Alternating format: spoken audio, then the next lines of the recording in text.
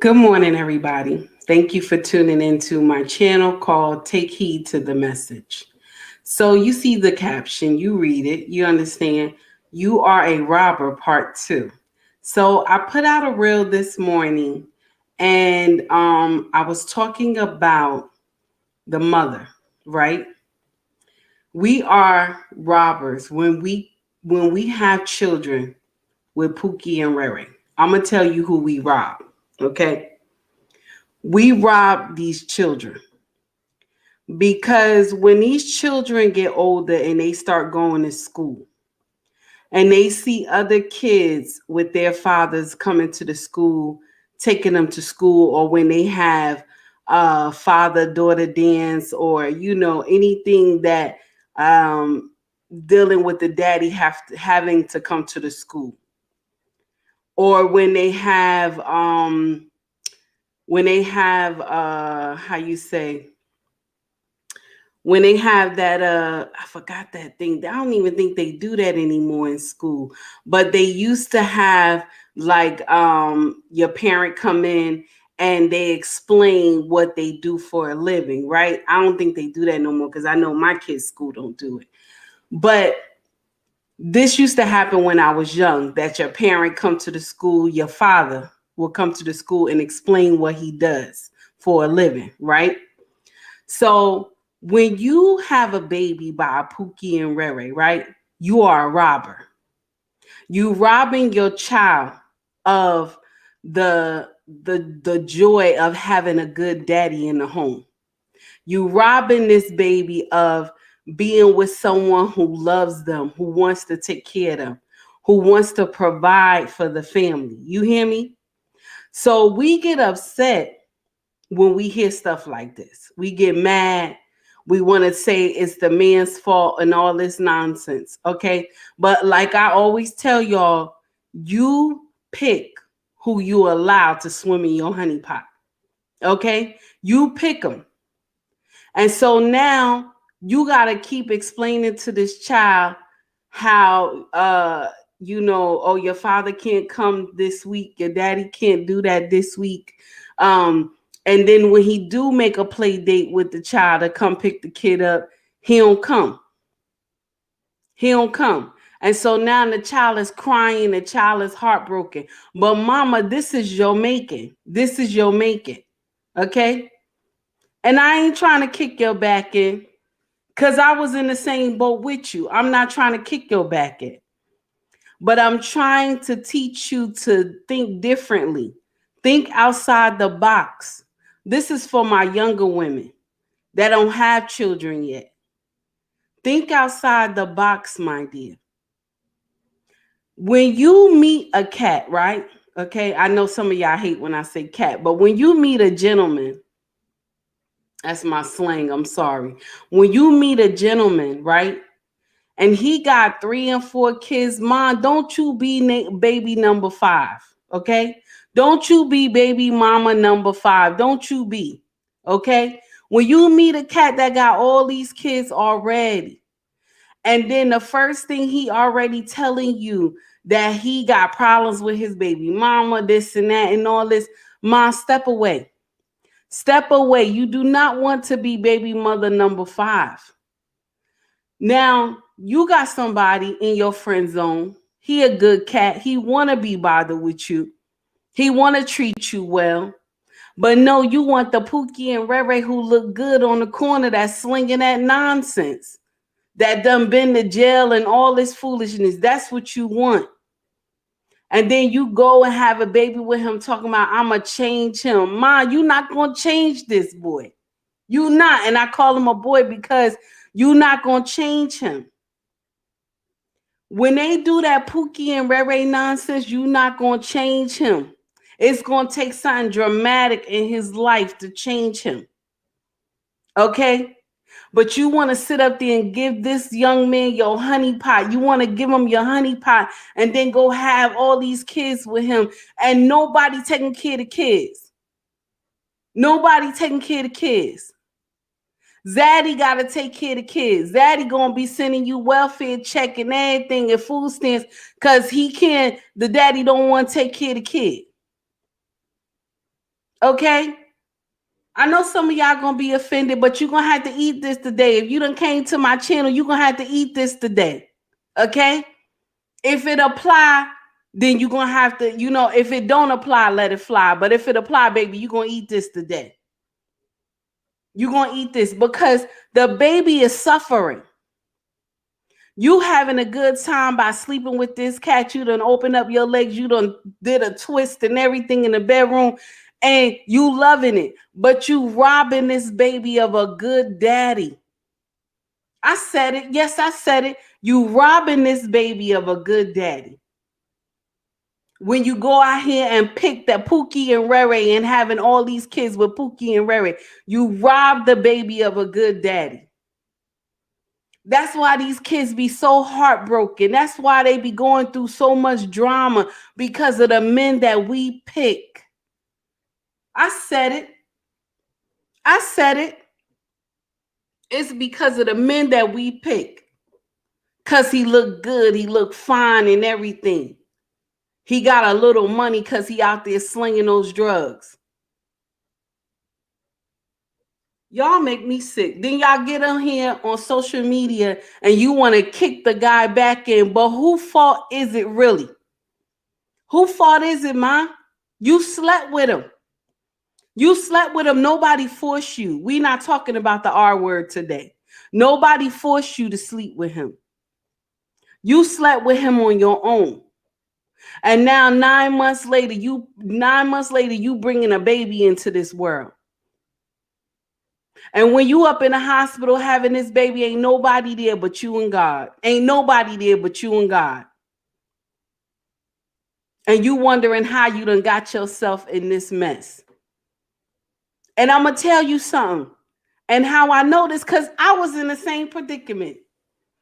That's how I know. I was in the same predicament. I'm not here trying to throw you under the bus. I'm not here trying to disgrace you.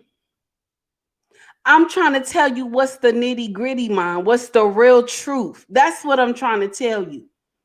See, these other influencers, they going to sugarcoat it. Oh, you just made a bad decision and it's okay. You can cry. No, you can't cry.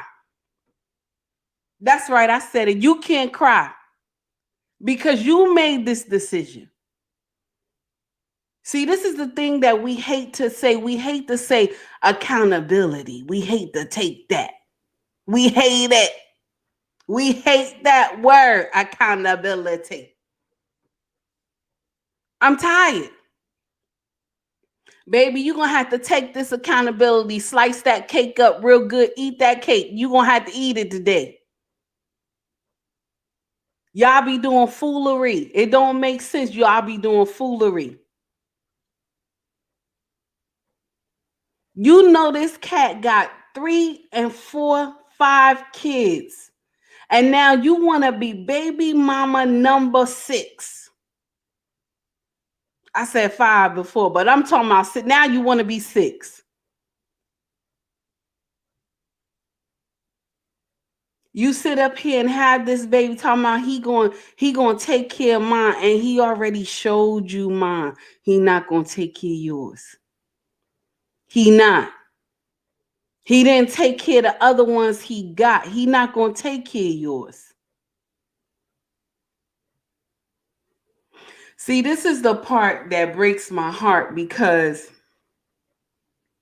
we think because we in love that love conquers all. Okay? I said we think when we in love. You understand? We in love. I didn't say he was in love. I said we in love. Because you in love with him, you think it conquers all. It does not. He has to make the decision to want to change. You can't change nobody, baby. You can't. So you went and slept with this man. You don't rob this baby of a good daddy. And then now, once the baby born and time passed, what do? You go to the man who was in your friend zone looking for him. to help you raise this baby, to be a daddy to this baby. And guess what happened? Guess what happened? That one that you put in the friend zone, honey, he done got out the friend zone and found him somebody. And now he about to get married to this woman and treat this woman like the queen she is. Because y'all know I say once a man pick you, he done made you queen, honey. Once you get that ring on your finger and he done gave you his last name, you are a true queen. I don't care what nobody say. All my haters, I don't care what y'all say. Once a woman get that ring, honey, she is a true queen. The rest of y'all is just bed wenches, okay? Yeah, I said it. I said it. Now, you sit up here, you thought he was going to still be in the friend zone. He was not. He moved on. And the life that this woman that you don't know nothing about, she's living your life, ma. She's living your life, ma. The life you were supposed to live with the one you put in the friend zone. She is living your life, honey. The man you supposed to have been sexing up and laying up and cooking and cleaning for him and loving on him and treating him well. Baby, she doing it, honey. She doing it. And the day you see him, he gonna be in that nice car with his wife. And all you could do is say, oh, hi. That's it. That's all you could do. You can't say nothing else. Because the wife gonna cut an eye at you. She already know that you was the heifer. Yes, I said it. I said it. You robbed this baby. You robbed this baby of a good daddy. And none of y'all want to take accountability for it. Y'all sit up here and talk about the man is this, the man is that. Mommy, it start with you. I don't care what other influencers tell you. Oh, it's okay. You made a mistake. No, it start with you. That's what accountability is. You got to take that. You're going to have to eat that, Mom. You have to eat it. It start with you.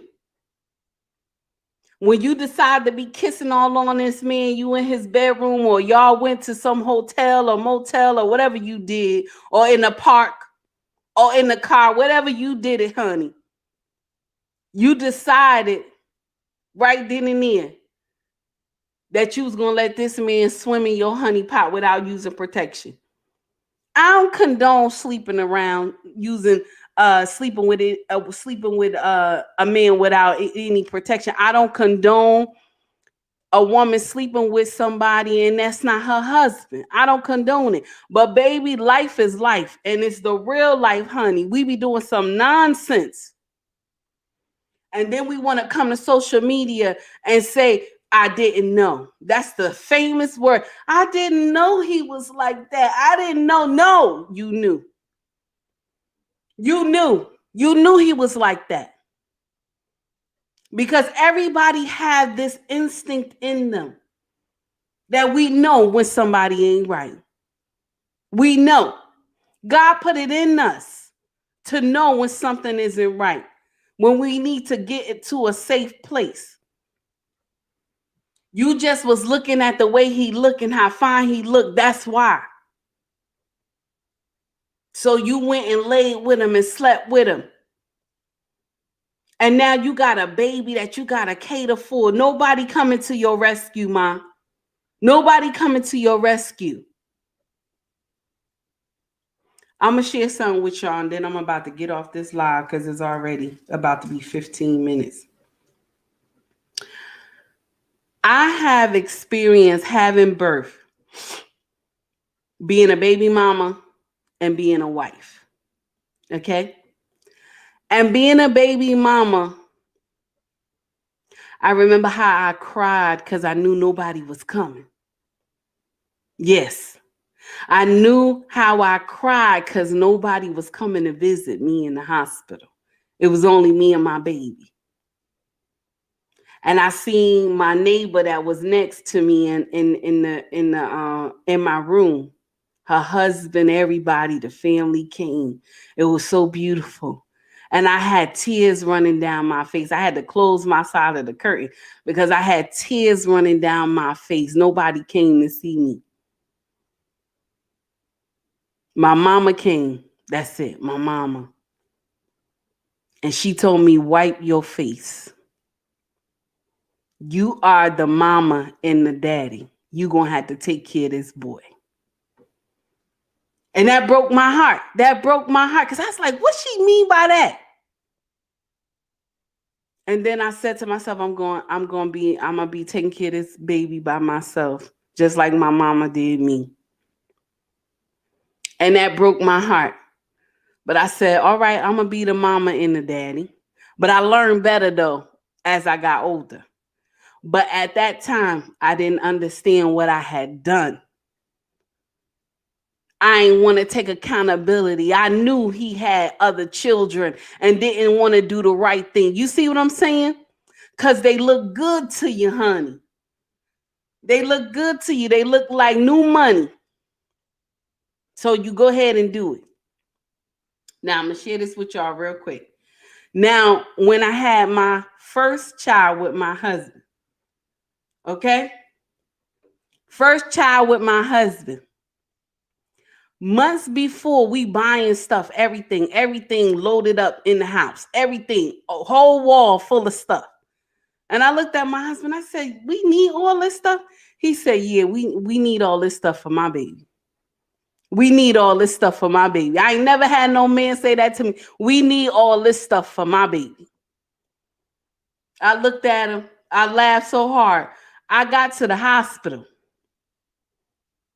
He was with me, honey. With me at the hospital.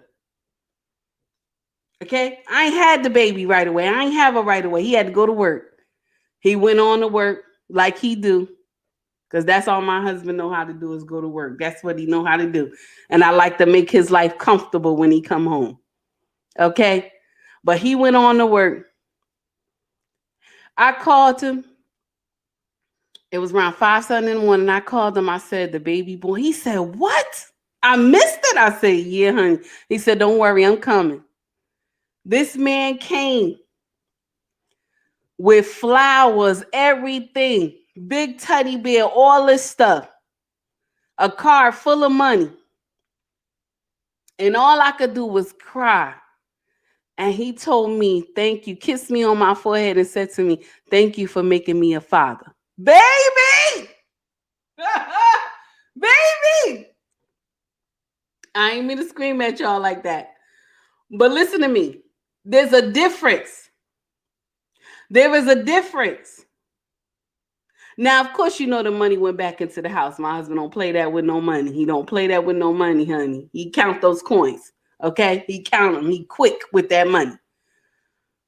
But the gesture of telling me thank you for bringing my child into this world, honey, it still make me smile today because I went through that a couple more times at the hospital with my husband. And then I got bold with it the second time. I got bold with it because the nurse asked me, is anybody coming? I told her, my husband is on his way. You see what I'm talking about? You get bold with it the second, third, fourth time. You get bold with it. Okay? But when I was a baby mama, it was painful, honey, because I knew that I was going to have to raise this baby by myself. I knew nobody was coming. I knew I didn't pick well. I didn't do the right thing. And I had to take accountability for my actions. But we don't like that. We don't want to do that. Accountability is like kryptonite to women. Now, like I said earlier, if it doesn't apply, then you let it fly. But if it apply, baby, you're going to eat this morning. I said it. You're going to eat this morning. Y'all got to start thinking wisely. Stop opening up your honey pot for everybody. Everybody don't deserve to swim in your honey pot. And then you go and have children with this man and he don't want to take care of the baby. He can't even buy the baby a bag of diapers. Come on now. Get it right. Get it right.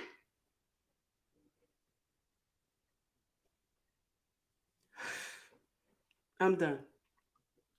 I'm done. I'm done. I just wanted to show y'all the difference between the baby mama situation at the hospital when she giving birth and the wife situation. Now I know some of y'all women gonna get up here and talk about, well, not every wife go through that. You know why she doesn't go through that? You want to know why? Because she didn't go to God in prayer. She did not go to God in prayer. She didn't ask God if this was her real husband. Okay? She didn't ask God if this was her real husband. If this was her husband. Because if she would have asked God if this was her husband, God would have told her, this is your husband, or this is not your husband. So I don't want to hear nobody in my comments talking about, well, some wives go through that. That means she didn't talk to God. Because God know his children's heart. He know all our hearts. Even when people get up here and try to fake like they know God, or when they get up here and try to act like they holier than that, God know your heart, honey. You can't fake nothing. Okay? You can't fake it with God. He knows. I don't care how you dress it up, how you look, how you pray, how you speak in tongues. I don't care how you do any of that stuff. Let me tell you something. If you ain't right, God gonna reveal that thing. He gonna reveal it. He gonna reveal it, honey. He gonna tell it like it is. And let me tell you something. Being a baby mama is very painful. It's painful because if he's a good man, check this now. If he's a good man and you messed up, you did some nonsense, and then he went off and married another chick and had babies with her, and now he take care of that baby. And now your baby is left out. He trying to take care of your baby from afar, but the baby is left out on all the trips and everything and going places. Even if they just going to the store, the baby left out of that because you messed up. You did some foolery that your girlfriends told you, and now you don't follow what your girlfriend says. So you dismiss this man, and he was a good man. Y'all sit up here, the man tell you, oh, babe, I don't think you should go out with them tonight. I don't think you should do. First thing you say about, because you with your girlfriends, and I'm jumping off subject, but I got to hit this real quick. First thing y'all say, oh, well, you ain't my daddy. You can't tell me what to do. The foolery you say. If my husband tell me I ain't going somewhere with some of my girlfriends, I ain't going. I'm quickly tell him, nah, I can't go. My husband said I can't go. And none of them better not say to me, oh, well, you know your husband, because they know I will snap in a minute. He told me I ain't going, I ain't going. I ain't going with you. You think I want to have an argument with my husband over some nonsense because I want to go girls' night with you? No, I'm not. I'm not. I love my king. We ain't gonna have that problem. He tell me no, I ain't going. And you can get mad all you want and say, oh, he run your house. He do the. Yes, he do. He run my house. He run this house. Okay? I don't pay nothing in here. I don't pay nothing in here. I'm saying it again. I work. Yes, I do. And when he tell me I need you to do this with your check, and baby, I do it. Yes. And now I'm gonna say a word y'all hate to hear this word. I'm obedient. Yes, I am. I got a loud mouth, but I am obedient to my husband. I don't play no games. I don't play no games. I don't play with my marriage. See, some women, they will play with their marriage. I don't play with mine. You do whatever you want to do. You do all that foolery you want to do. You listen to your girlfriends tell you nonsense. You continue. But not me. Not over here. I don't do that nonsense. But back to the story at hand. Because I'm about to finish up with my rant. Change your mindset. You robbing these babies of a good father. While you sleeping with Pookie and Ray Ray now. You ain't pregnant yet, but you sleeping with him. And you know he got 4 and 5 babies. You're going to rob your baby of a good daddy. Start looking at that brother you done put in the friend zone. Grab him out of the friend zone. Push Pookie and Ray Ray outside the door. and start falling in love with that one you put in the friend zone. I said it. I said it. I'm done, y'all.